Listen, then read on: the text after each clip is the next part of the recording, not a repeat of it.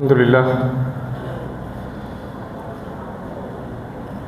அல்லாஹ்வினுடைய மாபெரும் கருணையினால் மீண்டும் ஒரு ரமலானுடைய இரவு தொழுகையிலே பங்கு கொண்டவர்களாக இரு இல்லத்திலே குழுமி இருக்கின்றோம். ரஹ்மான் இந்த அமல்களை ஏற்பதைப் போலவே இங்கு நிகழ்த்தப்படக்கூடிய உரைகளின் மூலமாக நமக்கான படிப்பினைகள் மூலமாக நம்முடைய வாழ்க்கையில் ஒரு நேரான வழியை காண்பித்து அந்த நேரான வழியிலே நடைபெறக்கூடிய பாக்கியத்தையும் தந்தல் புரிவானாக என்ற பிரார்த்தனையோடு அன்பானவர்களே, அஸ்ரத்துல் முபஸ்ஸிரூன் சொர்க்கத்திற்கு வாக்களிக்கப்பட்ட 10 சஹாபாக்களுடைய வரலாற்றை தொடர்ச்சியாக நாம் பார்த்து வருகின்றோம். அந்த அடிப்படையிலே முதலாவதாக அபூபக்கர் சித்திக் ரலியல்லாஹு வரலாற்றை பார்த்தோம்.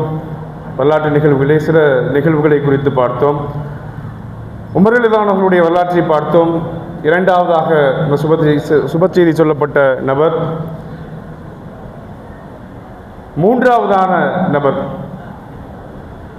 மூன்றாவது பெருமானா ஸல்லல்லாஹு அலைஹி வஸல்லம் அவர்கள் சுவர்க்கத்திற்கு வாக்களிக்கப்பட்ட அந்த மூன்றாவது நபர், சுப செய்தி சொல்லப்பட்ட அந்த மூன்றாவது நபர் உஸ்மான் இப்னு அஃபான். நேற்றைய தினம் நாம் பார்த்தோம் இல்லையா, பெருமானா ஸல்லல்லாஹு அலைஹி வஸல்லம் அவர்களுடைய ஒரு முன்னறிவிப்பு உமர் ரலியல்லாஹு அவர்கள் எவ்வாறு நிறைவேற்றினார்கள், பாரசீகத்தினுடைய வெற்றி சுராக்கா அவர்களுக்கு அணிகலன்களை அனுபவித்ததை போன்றே பெருமானா ஸல்லல்லாஹு அலைஹி வஸல்லம் அவர்களுடைய மறைவுக்கு பிறகு கட்டி வைத்த ஒரு கோட்டையில் விழக்கூடிய ஒரு ஓட்டை, அந்த கோட்டை தகர்க்கப்படுவதாக பெருமானா ஸல்லல்லாஹு அலைஹி வஸல்லம் அவர்கள் ஒரு முன்னறிவிப்பு ஏற்கனவே கொடுத்திருந்தார். அபூபக்கர் சித்திக் ரலியல்லாஹு வரலாற்றை குறித்து பார்க்கும் பொழுதோ, உமர் ரலியல்லாஹு வரலாற்றை குறித்து படிக்கும் பொழுதோ, இந்த கவனமானது உஸ்மான் ரலியல்லாஹு வரலாற்றை குறித்து படிக்கும் பொழுதும் கேட்கும் பொழுதும் பேசும் பொழுதும் அந்த கவனம் ரொம்ப தேவை. ஏன்னா உஸ்மான் ரலியல்லாஹு வரலாற்றில் 2ஆம் பாகம் முழுவதுமாக இஸ்லாமிய வீழ்ச்சி, அந்த அரசியலுடைய பார்வை, எங்கெல்லாம் பிரச்சனைகள் அதிகமாக ஓங்கி வந்த அந்த வரலாற்று சூடுகள் எல்லாம் படிக்கும் பொழுது ரொம்ப கவனம் தேவை. அந்த அடிப்படையில் எந்த விதமான வார்த்தை பிசகும் ஏற்படாமல் இந்த உரையை நிகழ்த்த அல்லாஹ் எனக்கு அருள் புரிய வேண்டும் என்ற துவாவோடு அன்பானவர்களே, உஸ்மான் ரலியல்லாஹு அவர்கள் நபி ஸல்லல்லாஹு அலைஹி வஸல்லம் அவர்கள் இந்த மார்க்கத்தை ஏற்றுவதை நாம் பார்த்தோம். அபூபக்கர் சித்திக் ரலியல்லாஹு அவர்கள் மூலமாக ஏற்றுக்கொண்ட ஒரு சஹாபி, இந்த மார்க்கத்தை ஏற்றுக்கொண்ட ஒரு சஹாபி. இவர் யானையாண்டுக்கு 6வது ஆண்டு, யானை வருடத்திற்கு 6வது ஆண்டு பிறந்ததாக பதிவுகள் உண்டு. அப்போ பெருமானா ஸல்லல்லாஹு அலைஹி வஸல்லம் அவர்களை விட 6 வயது சிறியவர். அபூபக்கர் சித்திக் ரலியல்லாஹு அவர்கள் 2 வயசு, உமர் ரலியல்லாஹு அவர்கள் 3 வயது சிறியவர். இவர் 6 வயது சிறியவராக பெருமானா ஸல்லல்லாஹு அலைஹி வஸல்லம் அவர்களோடு ஒப்பிட்டு பார்க்கும்பொழுது அந்த வயதை ஒத்தவராக இருக்கிறார்.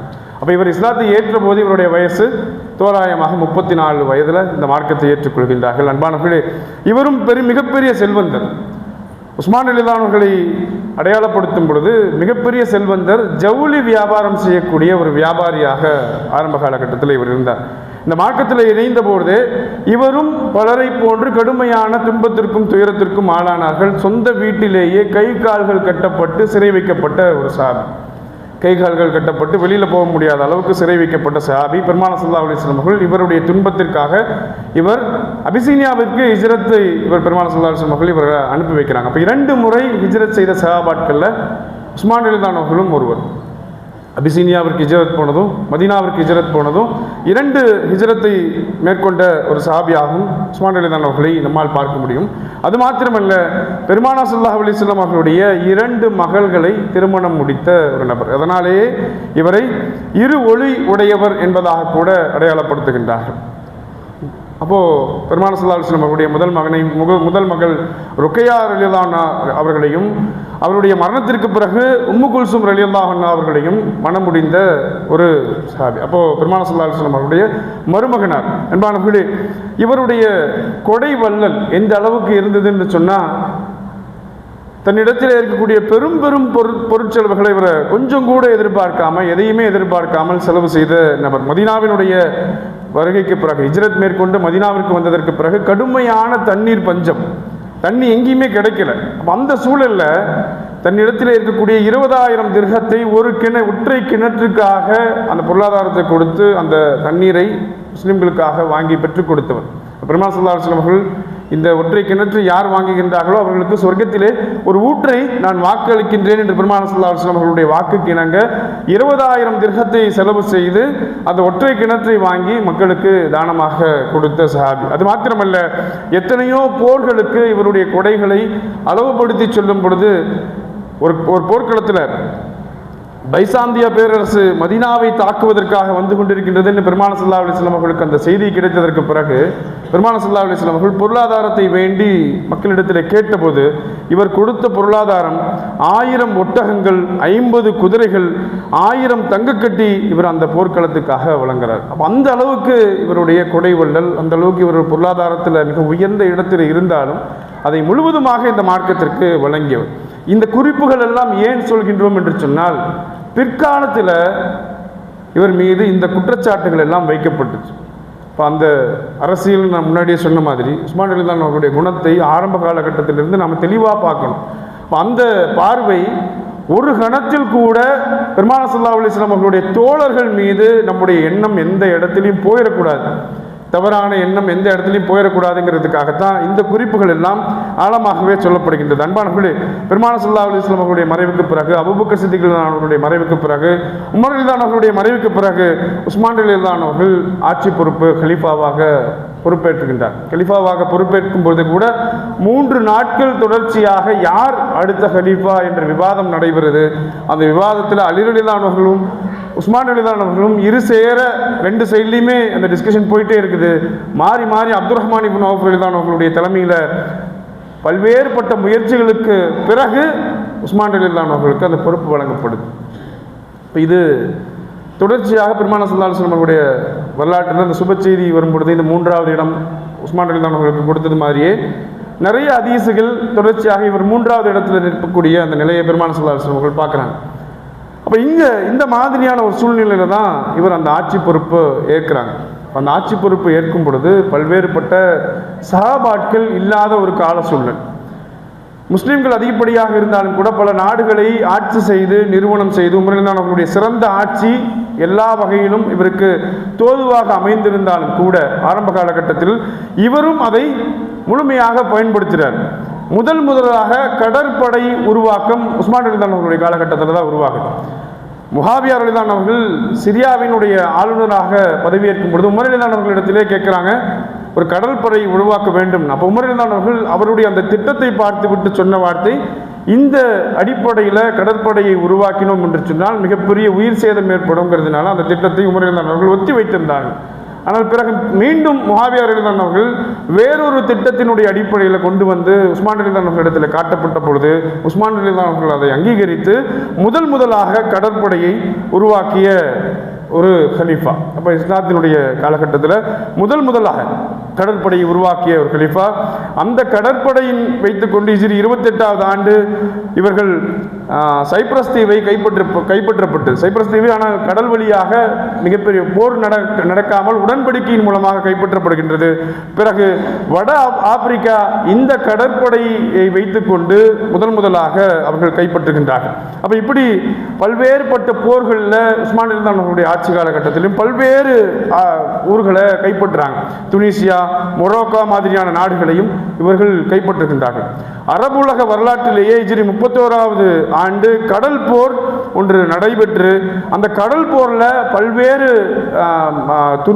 இதுக்கு அப்புறம் பல்வேறு கடினமான தருணங்களுக்கு பிறகு கடும் போராட்டத்திற்கு பிறகு கடல் நீர் எல்லாம் சிவப்பு நிறமாக காட்சி அளிக்கக்கூடிய அளவுக்கு அந்த கப்பல் படை அந்த போரானது நிகழ்பெற்றதற்கு பிறகு இவருக்கு வெற்றி கிடைக்கிறது, முஸ்லிம்களுக்கு வெற்றி கிடைக்கிறது. உஸ்மான் ரலியல்லாஹு அவர்கள் அந்த வெற்றியை வாங்கி தராங்க. இந்த கப்பல் படை சிறந்து விளங்கி கப்பல் படையில் முஸ்லீம்களுடைய கை ஓங்கி இருக்கக்கூடிய சந்தர்ப்பம் ரொம்ப நாள் நீளலை. அதற்குள்ளாக என்ன ஆயிடுச்சு, இங்கே பல பிரச்சனைகள் உருவாக ஆரம்பிக்குது. பெருமானார் ஸல்லல்லாஹு அலைஹி வஸல்லம் அவர்களுடைய முன்னறிவிப்பு நான் முன்னாடியே சொன்னேன், இந்த கோட்டையானது தகர்க்கப்படும். உமர் ரலியல்லாஹு அவர்களுடைய ஆட்சி காலகட்டத்தில் உமர் ரலியல்லாஹு அவர்கள் இதில் ரொம்ப கவனமாக இருந்தாங்கன்னா யாருடைய ஆட்சி காலகட்டத்தில் இது தகர்க்கப்படுகிறது அப்படிங்கிறது உமர் அவர்கள் கேட்டிருந்தாங்க. அப்போ உமர் அவர்களுடைய ஆட்சி காலகட்டத்தில் இல்லைங்கிறது உமர் அவர்கள் புரிந்து வைத்திருந்தார்கள். ஆனால் பிற்காலத்தில் இது நிச்சயமாக நடக்கும் என்பதை அவர்கள் உறுதி கொண்டிருந்தார்கள். பெருமானார் ஸல்லல்லாஹு அலைஹி வஸல்லம் அவர்களுடைய அந்த முன்னறிவிப்பு கோட்டை தகர்க்கப்படுவதற்குண்டான எல்லா வேலைகளையும் கிளர்ச்சியாளர்கள் செய்ய ஆரம்பிக்கிறாங்க. அந்த உள்நாட்டு குழப்பமானது உருவாக ஆரம்பிக்கிறது. உஸ்மான் ரலியல்லாஹு அன்ஹு அவர்கள் இயற்கையிலேயே இலகிய மனம் கொண்டவர்கள். இப்போது நம்ம ஒரு ஹதீஸ் கேள்விப்பட்டிருப்போம். பெருமானார் ஸல்லல்லாஹு அலைஹி வஸல்லம் அவர்கள் உஸ்மான் ரலியல்லாஹு அன்ஹு அவர்கள் வரும்பொழுது எழுந்து அமர்ந்து கொண்டார்கள். அபூபக்கர் சித்திக் ரலியல்லாஹு அன்ஹு அவர்கள் வரும்பொழுதும் படுத்த நிலையில் இருக்காங்க. உமர் ரலியல்லாஹு அன்ஹு அவர்கள் வரும்பொழுதும் படுத்த நிலையில் இருக்காங்க. உஸ்மான் ரலியல்லாஹு அன்ஹு அவர்கள் வரும்பொழுது மாத்திரம் எழுந்து அமர்றாங்க. அப்பொழுது ஆயிஷா நாயகம் அவங்க கேட்குறாங்க, யார் சொல்லலாம், அவங்க 2 பேர் வரும்பொழுது நீங்கள் படுத்த நிலையிலே இருந்தீங்களே, இவருக்காக ஏன் எழுந்து அமர்ந்துகின்றீர்கள் சொல்லும் பொழுது உஸ்மான் ரலியல்லாஹு அன்ஹு அவர்களை பார்க்கும் பொழுது மலக்குமார்கள் நாணம் கொள்கின்றார்கள், அப்போ நானும் அந்த மரியாதை அவருக்கு கொடுக்கணுமே அப்படிங்கிறது பெருமானார் ஸல்லல்லாஹு அலைஹி வஸல்லம் சொன்ன அளவுக்கு இவர் மனம் உருகிய ஒரு நபராக, ஒரு நாணம் கொண்டவர்களாக, இவருடைய இயற்கையான குணமே பொறுமையான ஒரு குணமாக இருந்தது. ஆக அன்பானவர்களே, அந்த குணம் உடையவர்கள் மீது தொடர்ச்சியாக பல பழி சொற்கள் வர ஆரம்பிக்குது. இந்த குழப்பவாதியாக இப்னு சபா என்று சொல்லக்கூடிய ஒரு யூதன் முஸ்லிம்களுடைய கூட்டத்தில் உருவாகி ஆரம்பத்தில் அந்த கலீஃபாவாக பொறுப்பேற்ற அந்த பிரச்சனையை தான் முதல்ல கையில் எடுக்கிறாங்க. பொதுவாக நபிமார்கள் தங்களோடு ஒரு தோழமையை கொண்டிருப்பார்கள். அந்த தோழமை அனைத்துமே குடும்பம் சார்ந்தவர்களாக இருப்பாங்க. அப்போ மூசா அலைஹிஸ்ஸலாம் அவர்களும் ஹாரூன் அலைஹிஸ்ஸலாம் அவர்களுடைய வரலாற்றை எல்லாம் சொல்லி தான் மக்களிடத்தில் முதல் அந்த மனமாற்றத்தை ஏற்படுத்துவதற்காக இவன் முனைகிறான். அப்போ அப்படித்தான் ஆரம்பிப்பதாக இமாம்கள் பதிவு செய்கிறாங்க. அப்போ இந்த மாதிரியான ஒரு பிரச்சனையை கையில் எடுக்கிறாங்க. என்னென்னு முறைப்படி பார்த்தா அலி ரலியல்லாஹு அன்ஹு அவர்கள் தான் ஆட்சியாளராக கலீஃபாவாக இருந்திருக்க வேண்டும் என்று தான் அந்த பிரச்சனையை ஆரம்பிக்கிறது. பிறகு ஒன்றின் பின் ஒன்றாக பல்வேறு அரசியல் பிரச்சனைகளை உஸ்மான் ரலியல்லாஹு அன்ஹு அவர்கள் தொடர்ச்சியாக ஃபேஸ் பண்ணுறார். எல்லா காலகட்டத்திலும் சஹாபாக்கள் சொன்ன அட்வைஸ் என்ன தெரியுமா? இந்த மாதிரியான ஒரு கிளர்ச்சி ஏற்படும் பொழுது அந்த கிளர்ச்சியாளர்களை உடனே அழித்து விட வேண்டும் சஹாபாக்கள் அறிவுரை சொன்னதற்கு பிறகும் உஸ்மான் ரலியல்லாஹு அன்ஹு அவர்கள் சொல்றாங்க, இந்த காரணத்தை காட்டிக்கொண்டு நாம் ஒரு உயிர் தியாகத்தை, உயிர் பலியை நிறைவேற்றக்கூடாதுன்னு உஸ்மான் ரலியல்லாஹு அன்ஹு அவர்கள் அப்பொழுதும் பொறுமை காக்கின்றார்கள். அந்த பொறுமையானது ஒரு கட்டத்தில் பல்வேறு நாடுகளில் இந்த மாதிரியான கிளர்ச்சியாளர்கள், கலவரக்காரர்கள் உருவாகி அது மதீனாவிற்குள்ளும் ஊடுருவ தொடங்குது. இப்போ அன்பானவர்களே, இது ஒரு மிகப்பெரிய அரசியல் சூழ்ச்சிகள், மக்களுடைய மடைமாற்றம், இது எல்லாமே தெளிவாக பல புத்தகங்களில் இடம்பெற்றிருக்கு. இப்போ சமீபத்தில் வந்த உஸ்மான் ரலியல்லாஹு அன்ஹு அவர்களுடைய புத்தகம் IFT நிறுவனத்தில் வந்த அந்த புத்தகத்தில் இருக்குது. கிலாஃபத்தும் மன்னராட்சியும் என்ற புத்தகத்தில் மௌலானா மௌதூதி அவர்கள் இந்த கிலாஃபத், உஸ்மான் ரலியல்லாஹு அன்ஹு அவர்களுடைய கிலாஃபத் எந்த மாதிரியான பிரச்சனைகள் ஃபேஸ் பண்ணாங்க, எப்பேற்பட்ட அரசியல் நிகழ்வுகள் நடந்துச்சு, எதனால் இப்படி ஒரு பிரச்சனையெல்லாம் வந்துச்சுங்கிறது எல்லாமே தெளிவாக இருக்குது. அப்போ என்னுடைய ஒரு விண்ணப்பமும் கூட இது மாதிரியான புத்தகங்கள் நாம் படித்திருக்க வேண்டும். இந்த கால சூழ்நிலையில் எப்படி எதிர்கொள்ள வேண்டும் என்பதை நாம் புரிந்திருக்க வேண்டும். எதனால் இப்படிப்பட்ட ஒரு மாற்றம் ஏற்பட்டுச்சு? ஏன்னா இன்னைக்கும் இந்த சமூகம் இதைத்தான் சந்தித்து கொண்டிருக்கின்றது. இன்றைக்கு எப்படி பாரசீகத்தில் அன்னைக்கு இங்கே நம்மளுடைய மக்கள் சிரியாவில் அகதிகளாக இன்னைக்கு முஸ்லீம்கள் மீது தாக்கப்படும் பொழுது நாம் மௌனம் காத்து, அரேபிய நாடுகள் எல்லாம் மௌனம் காத்து அங்கங்கே பிளவுபட்டு நிற்குதோ, இதே மாதிரியான ஒரு சூழல் தான் அன்றைய காலகட்ட அரசியலும் வேறு விதமாக நடக்குது. இன்னைக்கு ஈரான் சந்தித்து கொண்டிருக்கக்கூடிய ஒரு நிகழ்வை கூட இந்த அரசியலோடு, இந்த நிகழ்வோடு நாம் ஒப்பிட்டு பார்க்கும் பொழுது இப்படி ஒரு நிகழ்வை நாம் கம்பேர் பண்ணி பார்க்க முடியும். அப்போ அந்த மாதிரியான அரசியல் சூழ்நிலைகள் மொத்தமாக மதீனாவை வந்தடைகின்றது. அந்த கலவரக்காரர்கள் உஸ்மான் ரலியல்லாஹு அன்ஹு அவர்களை இறுதியாக அவருடைய ஆட்சியிலிருந்து இறக்க வேண்டும் என்ற முடிவோடு அவருடைய வீடு முற்றுகையிடப்படுகிறது. உஸ்மான் ரலியல்லாஹு அன்ஹு அவர்களுடைய வரலாற்றை சொல்லும் பொழுது அன்பானவர்களே, அந்த ஷஹீதுடைய நிகழ்வை பல்வேறு உரைகள் மூலமாக நம்ம கேட்டிருப்போம். பெருமானார் ஸல்லல்லாஹு அலைஹி வஸல்லம் அவர்களுடைய முன்னறிவிப்பு அதுவும் இருந்துச்சு. உஹதுடைய மலையின் மீது ஒரு முறை அபூபக்கர் சித்திக் ரலியல்லாஹு அன்ஹு அவர்களும், உமர் ரலியல்லாஹு அன்ஹு அவர்களும், உஸ்மான் ரலியல்லாஹு அன்ஹு அவர்களும் நின்று கொண்டிருக்கும் பொழுது உஹதுடைய மலை குலுங்குவதாக பெருமானார் ஸல்லல்லாஹு அலைஹி வஸல்லம் அவர்கள் உணர்ந்த மாத்திரத்தில் சொல்றாங்க, உஹதே நீ ஏன் குலுங்குற? உன் மீது ஒரு நபியும் ஒரு சித்திக்கும் 2 ஷஹீதுகளும் நிற்கும் பொழுது நீ ஏன் குலுங்குகிறாய் என்று பெருமானார் ஸல்லல்லாஹு அலைஹி வஸல்லம் அவர்கள் ஏற்கனவே உஸ்மான் ரலியல்லாஹு அன்ஹு அவருடைய ஷஹீதுடைய அந்த விஷயத்தை பெருமானார் ஸல்லல்லாஹு அலைஹி வஸல்லம் அவர்கள் சொல்லியிருந்தாங்க. அது மாத்திரமல்ல அன்பானவர்களே, இந்த கலவரக்காரர்கள் உஸ்மான் ரலியல்லாஹு அன்ஹு அவருடைய இல்லத்தை சூழ்ந்திருக்கும் பொழுது கூட உஸ்மான் ரலியல்லாஹு அன்ஹு அவர்கள் அதற்கு அன்றைய தினம் நோன்பு நோற்றவராக தன்னுடைய இல்லத்தில் இருக்கிறாங்க. கிழவர்காரர்கள் சூழ்ந்திருக்கிறாங்க. ஒரு ஹஜ்ஜினுடைய காலகட்டம்னால நிறைய முஸ்லீம்கள் மக்காவை நோக்கி பயணப்பட்டிருந்தாங்க. இங்கே இவரை பாதுகாப்பதற்காக முஸ்லீம் வீரர்கள் இருந்தாலும் கூட கலவரக்காரர்களுடைய எண்ணிக்கை அதிகமாக இருக்குது. அந்த எண்ணிக்கையினுடைய வீரியமாக உஸ்மான் ரலியல்லாஹு அன்ஹு அவர்களுடைய இல்லத்துக்கு போகிறாங்க. அந்த இல்லத்தில் உஸ்மான் ரலியல்லாஹு அன்ஹு அவர்கள் ஓடி ஒளியலை, எங்கேயும் போய் பதுங்கலை, நோன்பு நோட்டிருந்தார்கள். உஸ்மான் ரலியல்லாஹு அன்ஹு அவர்கள் அறிவித்த அந்த அறிவிப்பின்படி அதற்கு முன்னர் அந்த இரவே உஸ்மான் ரலியல்லாஹு அன்ஹு அவர்கள் பெருமானார் ஸல்லல்லாஹு அலைஹி வஸல்லம் அவர்களை கனவுல சந்திக்கிறாங்க.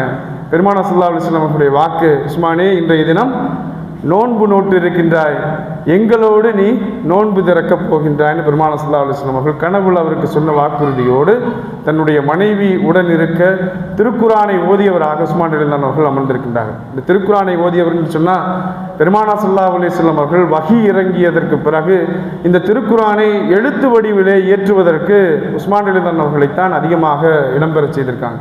இப்போ அந்த உஸ்மான் ரலியல்லாஹு அன்ஹு அவர்கள் திருக்குரானோடு இருக்கும் பொழுது இந்த கதவக்காரர்கள் உள்ளே புகுந்து உஸ்மான் ரலியல்லாஹு அன்ஹு அவர்களை ஷஹீதாக்கின்றார். அன்பானவர்களே, இந்த உணர்வு, இவருடைய வரலாறு, பல்வேறுபட்ட அரசியல் நிகழ்வுகள், சமூக மாற்றங்கள், சிந்தனை மாற்றங்கள், எதற்காக ஏன் போட்டி போட்டுக்கொண்டிருக்கின்றோம், எதற்காக சமூகம் பிளவுபடுகின்றது, எதற்காக நம்முடைய இலக்கு என்ன என்பதை மறந்து ஒரு கூட்டத்தை உருவாக்கி அந்த கூட்டத்தின் மூலமாக கிளர்ச்சியை ஏற்படுத்தி ஒரு இஸ்லாத்தினுடைய கோட்டையை தகர்த்தெறியக்கூடிய வகையில் ஒரு மிகப்பெரிய ஒரு புரட்சியை ஏற்படுத்தினார்கள் என்று சொன்னால், அன்பானவர்களே, அது ஏன் ஏற்பட்டது, அதனுடைய அரசியல் சூழ்நிலைகள் என்ன என்பதையெல்லாம் நீண்ட நிகழ்வாக நாம் படிக்க வேண்டி இருக்கின்றது, புரிய வேண்டி இருக்கின்றது. அன்பானவர்களே, அந்த அடிப்படையில் உஸ்மான் ரலியல்லாஹு அன்ஹு அவர்கள் இறுதி வரைக்கும் பொறுமை காத்தவர்களாக, இறுதி வரைக்கும் அவருடைய வாழ்க்கையில் அநியாயமாக ஒருவரின் மீது எதையுமே சொல்லிவிடக்கூடாது, பழி சொல்லிவிடக்கூடாது, அவர்களை கொலை செய்து விடக்கூடாது, தண்டித்து விடக்கூடாது என்பதிலேயே முனைப்போடு இருந்த ஒரு சஹாபி. அன்பானவர்களே, பெருமானார் ஸல்லல்லாஹு அலைஹி வஸல்லம் அவர்கள் எந்த அடிப்படையில் ஒரு சஹாபிக்கு சொர்க்கத்தை வாக்களிக்கப்பட்டாரோ அந்த சஹாபி ஷஹீதுடைய அந்தஸ்தோடு சொர்க்கவாசியாக பெருமானார் ஸல்லல்லாஹு அலைஹி வஸல்லம் அவர்கள் அவருடைய சுப செய்தி இறுதி நாட்களில் கூட அவர் பெற்றிருந்தார் என்று சொன்னால் அவருடைய வரலாறும் நமக்கான பல படிப்பினைகளை பொதிந்ததாக இருக்கின்றது. அன்பானவர்களே, அந்த படிப்பினையின் மூலமாக நம்முடைய வாழ்க்கையில் நாம் எதை மாற்றிக்கொள்ளப் போகின்றோம் என்பதை இன்னும் ஆழமாக படித்து தெரிந்து கொண்டு நம்முடைய வாழ்க்கையில் இது மாதிரியான நிகழ்வினுடைய படிப்பினையின் மூலமாக நாம் செய்து கொண்டிருக்கக்கூடிய தவறுகள், இந்த சமூகம் செய்து கொண்டிருக்கக்கூடிய தவறுகளிலிருந்து எப்படி விடுபடுவது என்பதை உணர்ந்து நம்முடைய வாழ்க்கையை அமைத்துக் கொண்டு வாழக்கூடிய பாக்கியத்தை வல்ல ரஹ்மான் நம் அனைவருக்கும் தந்தல் புரிவானாக என்று பிரார்த்தித்தவனாக என்னுடைய உரையை நிறைவு செய்கின்றேன். வாஹிர் தஹானா அல்ஹம்துலில்லாஹி ரப்பில் ஆலமீன். அஸ்ஸலாமு அலைக்கும் வரஹ்மத்துல்லாஹி வபரகாத்துஹு.